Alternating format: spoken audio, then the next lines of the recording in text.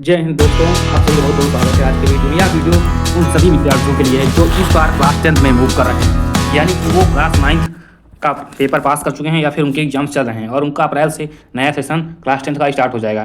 तो आज के वीडियो में हम आपको बताएंगे कि क्लास 10th में प्रवेश करते समय जब आप क्लास 10th में जा रहे हैं तो आपको ऐसी कौन सी मिस्टेक्स हैं जिन्हें नहीं करना चाहिए और आपको एक क्या प्लान बनाना चाहिए जिससे आपकी जो पढ़ाई हो वो एकदम बेहतर तरीके से हो। आज के इस डिजिटल युग में आप जानते हैं कि क्लास 10th में जो आपका सिलेबस है वो बहुत ही कम है, जिसके कारण आप लास्ट टाइम में भी देखते हैं कि लास्ट टाइम में भी किसी के द्वारा भी पढ़ाया गया जो टॉपिक है वो अगर आप 2-3 दिन पढ़ते हैं तो भी आप एग्ज़ाम में अच्छे नंबर ला सकते हैं। लेकिन यदि आप पूरे साल मेहनत नहीं करेंगे तो आपका जो कॉन्सेप्ट है वो क्लियर नहीं होगा। अगर आपका कॉन्सेप्ट क्लियर नहीं रहेगा तो आप जैसे 11th में जाएंगे 12th में जाएंगे तो आपको जो अच्छे क्वेश्चन हैं, न्यूमेरिकल्स हैं, उन्हें सॉल्व करने में दिक्कत आएगी। यदि आप किसी कम्पिटेटिव एग्जाम की तैयारी करेंगे तो उसमें भी आपको दिक्कत आएगी। बाकी यदि आप केवल 10th बोर्ड चाहते हैं कि कर लें तो आप लास्ट के एक वीक पढ़ेंगे तो भी आप कर सकते हैं, लेकिन आपको ऐसा नहीं करना है।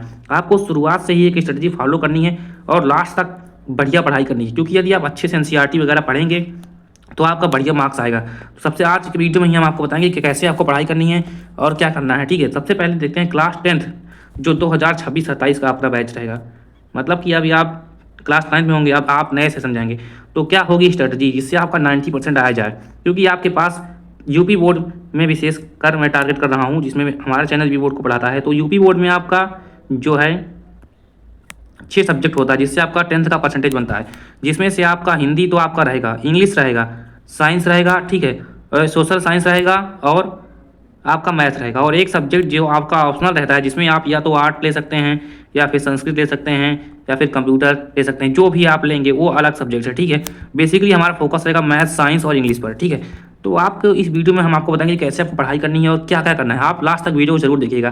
तो आइए देखते हैं अगला हमारा जो नेक्स्ट स्लाइड है वो उसमें हम आपको क्या बताते हैं।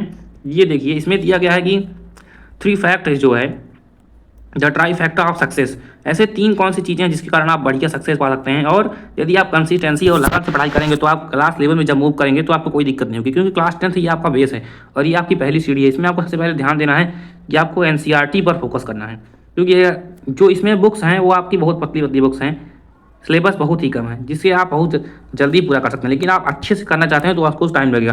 सबसे पहले आपको कॉन्सेप्ट बिल्डिंग के लिए एनसीईआरटी पढ़नी चाहिए, फिर आपको रिवीजन करना है और फिर आपको प्रैक्टिस करनी है क्वेश्चंस के। क्वेश्चंस आपको पिछले 10 सालों को लगाने हैं।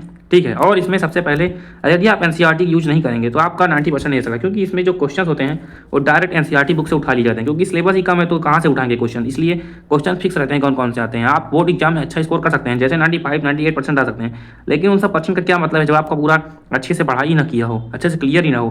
क्योंकि आप जब 11th में जाएंगे तो वहाँ आपको डीप लर्निंग की आवश्यकता होगी। यदि आप जेईई मेंस करेंगे या फिर नीट करेंगे तो उसमें आपको अच्छे आपका बेस होना चाहिए, तभी आप उसको न्यूमेरिकल्स जो है उसको अटेम्प्ट कर पाएंगे।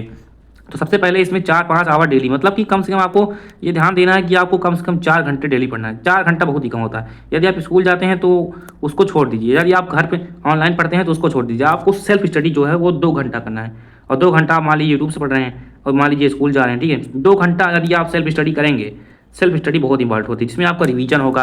सेल्फ स्टडी मतलब होता है खुद से रिवीजन करना, नोट्स बनाना, ठीक है, अपने आप लिखना, जिसमें आप किसी मोबाइल या फिर किसी टीचर से सहयोग ना ले रहे हैं, उसे सेल्फ स्टडी कहते हैं। कुछ लोग समझ ही नहीं पाते हैं कि सेल्फ स्टडी क्या है। सेल्फ स्टडी आपको करने का मतलब है जिसमें आप किसी की हेल्प नहीं ले रहे हैं, आप बुक ले रहे हैं और पेंसिल पेन लेके खुद ही पढ़ रहे हैं। ठीक है, उसे सेल्फ स्टडी कर रहे हैं, जिसमें आप रिवीजन कर रहे हैं, अच्छे से पढ़ाई कर रहे हैं। ठीक है, अगला हमारा जो टॉपिक है वो है कि आपको टाइम टेबल क्या करना चाहिए। तो टाइम टेबल सबका अपने अलग अलग हिसाब से होना चाहिए। मेरे हिसाब से ये है कि आप मॉर्निंग में आपको उठना चाहिए जल्दी, और उसके बाद आपको बढ़िया हाई रिटेंशन सब्जेक्ट, मतलब जैसे साइंस, सोशल साइंस, जो सब्जेक्ट आपको लगता है कि ये कठिन सब्जेक्ट है मेरे लिए, उसको आपको मॉर्निंग में रखना चाहिए। मॉर्निंग में उठने का आपका बहुत सारा फायदा रहता है। मॉर्निंग में आपका जो दिमाग है बहुत तेज काम करता है। अगर मॉर्निंग में आप उठ जाते हैं तो आप अच्छी चीज़ें पढ़िए, जैसे आप मैथ्स वगैरह कर सकते हैं मॉर्निंग में, अगर आपको मैथ कमजोर है तब। ठीक है, उसको विशेष फोकस कीजिए। और डे में तो आपका स्कूल चला जाएगा, स्कूल या फिर कोचिंग जो भी करेंगे। ठीक है, और आपका नाइट में आपको 2-3 घंटा बढ़िया प्रॉब्लम सॉल्विंग और पूरे दिन का रिवीजन करना चाहिए। और आपको क्लास 10th से एक बात ध्यान देनी चाहिए कि आपको एक डायरी बनानी चाहिए, जिसमें आप अपना डेली क्या कर रहे हैं, रूटीन वगैरह अच्छे से आप लिख सकें, जिससे आप देखें कि आपको टाइम वेस्ट कहाँ हो रहा है। यदि आपको पढ़ाई पर फोकस करना है तब, अगर आपको अच्छा करना है, जैसे आपको डॉक्टर बनना है, इंजीनियर बनना है, तो आपको क्लास 10th से ही फोकस करना पड़ेगा। क्लास 10th आपका बहुत इंपॉर्टेंट होता है। ठीक है, तो अब जो सब्जेक्ट वाइज स्ट्रेटजी रहनी चाहिए वो क्या रहनी चाहिए देखते हैं। सब्जेक्ट वाइज स्टडी मतलब जैसे मैथ है, मैथ में आपने कोई चैप्टर पढ़ा, उसके कोई फार्मूला पढ़ा, तो आप उस पर आप कम से कम 20 क्वेश्चन लगा लीजिए। 20 क्वेश्चन और फार्मूला सीट अलग से तैयार कीजिए।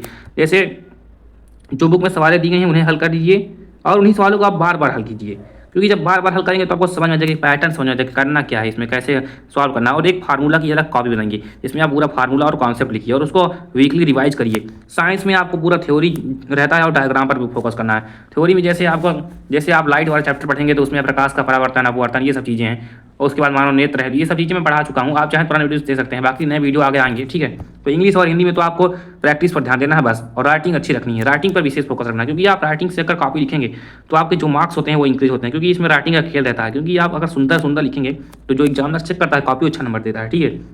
और लास्ट हमारा जो ये मिस्टेक्स है, कौन कौन सी ऐसी मिस्टेक्स हैं जो हमें नहीं करनी चाहिए, ठीक है। लास्ट मिनट स्टडी, मतलब कि जैसे लास्ट मिनट स्टडी, प्रोकास्ट कल से शुरू करूंगा, डिस्ट्रैक्शंस, फोन, ठीक है। सबसे पहले इसमें आपको ध्यान देना कि लास्ट मिनट मतलब ये होता है, अगर आप लास्ट में पढ़ाई स्टार्ट करेंगे तो आप वही 90% स्कोर कर लेंगे, लेकिन आपको कुछ आता नहीं रहेगा। जैसे अगर आप बोर्ड एग्जाम के 1 महीने पहले आप अगर जागरूक होंगे तो आप बस बोर्ड एग्जाम क्रैक कर लेंगे भले, लेकिन आपको ज्ञान नहीं रहेगा। आपको सही से पढ़ना है, जिससे आगे आपको कुछ करना है तो आपको अभी से ही मेहनत करनी पड़ेगी। और आपको ये सोचना चाहिए कि कल से नहीं शुरू करूंगा, जब मुझे शुरू करना है तो अपना एक शेड्यूल बनाइए, अच्छे से खुद से लिखिए कि मैं आप शुरू कर रहा हूँ तो मैं अब बीच में क्विट नहीं करूंगा।